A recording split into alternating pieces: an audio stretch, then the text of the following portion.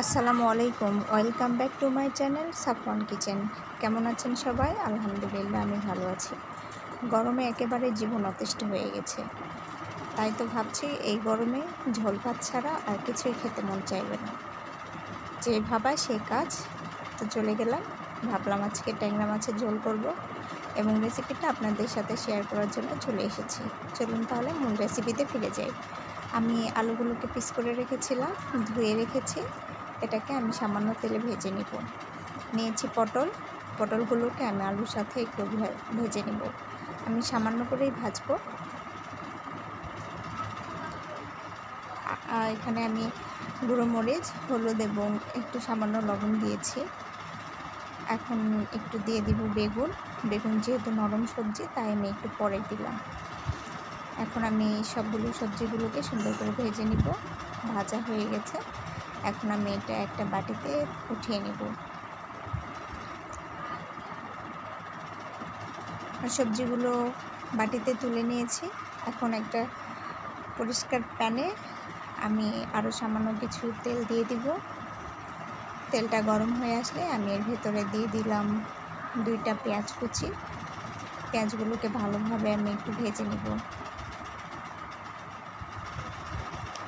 আমার পেঁয়াজগুলো ভাজা প্রায় হয়ে গেছে। আমি এর ভেতরে দিয়ে দিলাম দারুচিনি, দিয়ে দিলাম সামান্য পানি এবং বেটে রাখা পেঁয়াজ বাটা।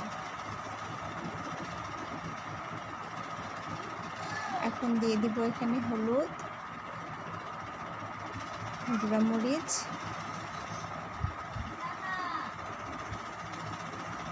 সমস্ত মশলাগুলোকে আমি সুন্দর করে কষিয়ে নেব। দিয়ে দিলাম এখানে গরম মশলার গুঁড়া। যেহেতু আমি মাছ রান্না করব তাই একটু গরম মশলা গুঁড়া দিয়ে দিলাম। মাছ কেটে ধুয়ে রেখেছিলাম, সেই মাছটা আমি এখানে কষানোর জন্য দিয়ে দিলাম। সামান্য একটু পানি দিয়ে আমি মাছগুলোকে কষাতে দিয়ে দিলাম। ঢাকনা উঠিয়ে আমার মাছগুলো প্রায় কষা হয়ে গেছে। তেলগুলো উপরে উঠে এসেছে এবং পানিগুলো সব শুকিয়ে গেছে। তো মাছ কষানো প্রায় শেষ। আমি এর ভিতরে ভেজে রাখা সবজিগুলো দিয়ে দিলাম। আমি যেহেতু সবজিগুলোকে আধা ভাজা করে নিয়েছিলাম, তার মানে সবজিগুলো আধা সেদ্ধ হয়ে আছে, তাই আমার এখানে বেশি রান্নার প্রয়োজন নেই।